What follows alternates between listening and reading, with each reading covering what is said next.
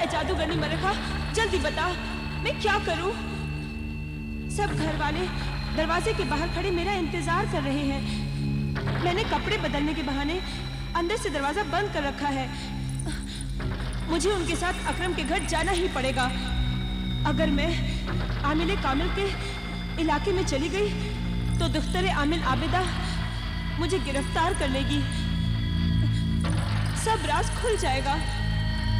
फिर तेरा और मेरा इंतकाम अधूरा रह जाएगा। फिर मुझ बदरूह डाइन के साथ वो तुझे भी जलाकर राख कर देगी।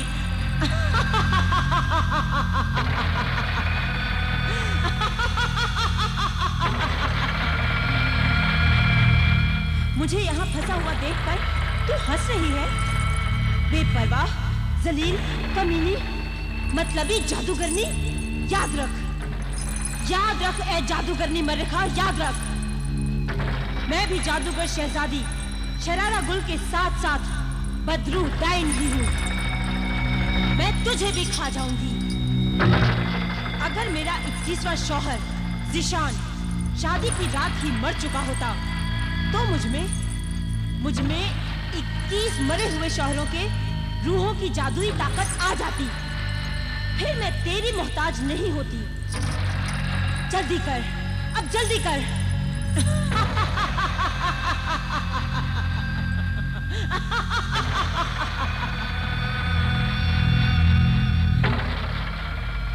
सब्र कर। ऐसी हालत में सब्र के बाद कब्र है।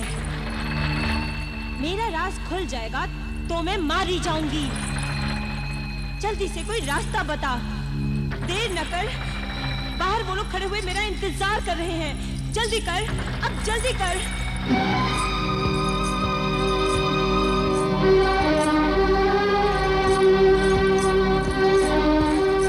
क्या हुआ? तुम लोगों ने कपड़े नहीं बदले? अरे भाई, किसका इंतजार हो रहा है? जाकर अपनी बहू बेगम से पूछिए जो हमें जानबूझकर परेशान करने के लिए देर कर रही है। ज़ीशान, तुम्हारी बीवी ने हमें परेशान कर रखा है। वाकई तुम अपनी बीवी के हुस्न के गुलाम हो गए हो। उसे कुछ कहते नहीं? इसमें गुलामी की कोई बात नहीं अबूजान। वो किसी छोटे से मकान की रहने वाली तो है नहीं। अरे गुर्जिस्तान की शहजादी है और शहजादियां नाजुक मिजाज और आराम पसंद होती हैं। अब वो लिबास बदलने में इतनी देर कर रही है तो इसमें ताज्जुब की कोई बात नहीं। भाभी जान को उनकी मौत का कोई गम नहीं है। हाँ भाईजान, भाभी जान को इतना तो सोचना चाहिए कि हम मरहूम अकरम भाईजान के घर जा रहे हैं। मख्तूल अकरम के घर जरूर जाओगी, मगर तुम नहीं, तुम्हारा पैकर जाएगा। नकली सोफो निस्बा जाएगी। बहू तुम्हारी शक्ल, चाल ढाल वाली हसीन सोफो निस्बा जाएगी।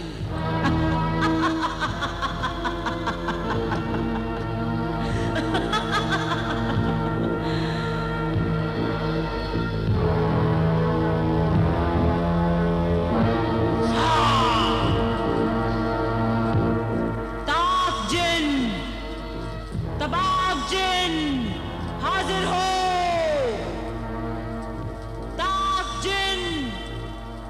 तबाक जिन, एक लड़की पाक जिस्म पाक रूह वाली दोशीज़ा के साथ हाजिर हो। ताक जिन, तबाक जिन, हाजिर हो।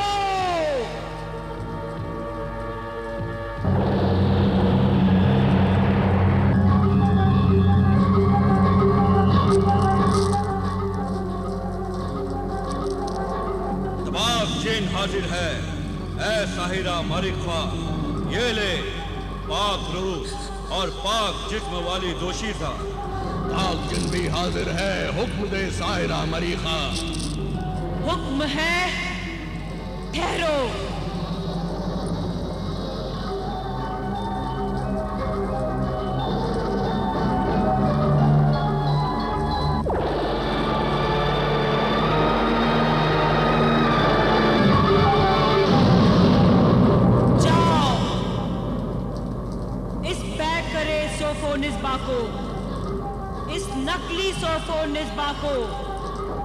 सोफो निस्बा की ख्वाबगाह में ले जाओ। जब ये नकली सोफो निस्बा चली जाए तो असली सोफो निस्बा को पुराने महल में ले जाकर छुपा दो और उसकी हिफाजत करो। जाओ, हुक्म की तामील करो। हुक्म की तामील होगी ऐ साहिरा मारिका।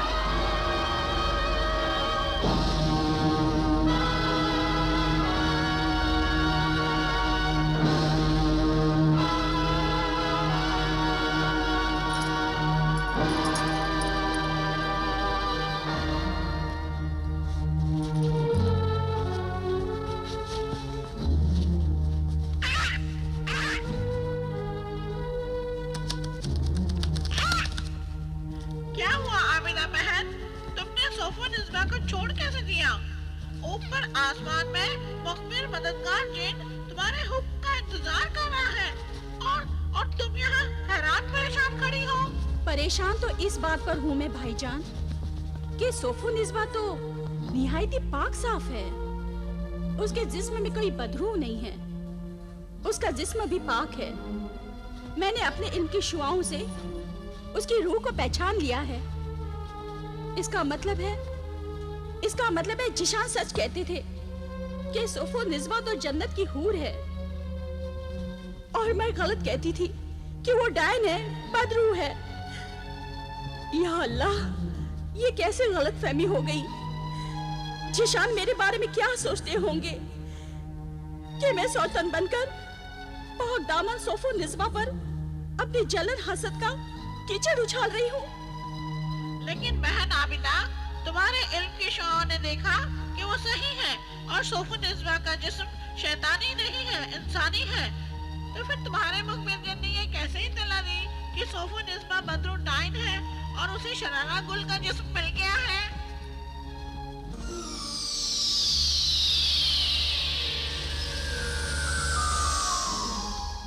मैं भी हैरान हूँ और शर्मिंदा हूँ, ऐ दुख्तर आमिल आबिदा, कि मेरी इत्तला खबर गलत कैसे हो गई।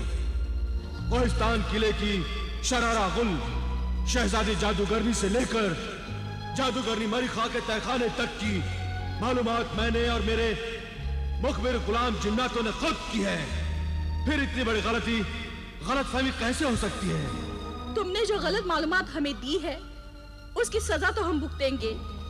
शायद किसी गलतफहमी की वजह से मरहूम अकरम भी सोफो निस्बा को बदरू और डाइन समझ बैठे, और मैंने तो सोफो निस्बा की शान में कितनी गुस्ताखियां कर डाली। अब तो जब तक मैं जिशान से मुआफी नहीं मांग लेती, मुझे चैन नहीं मिलेगा।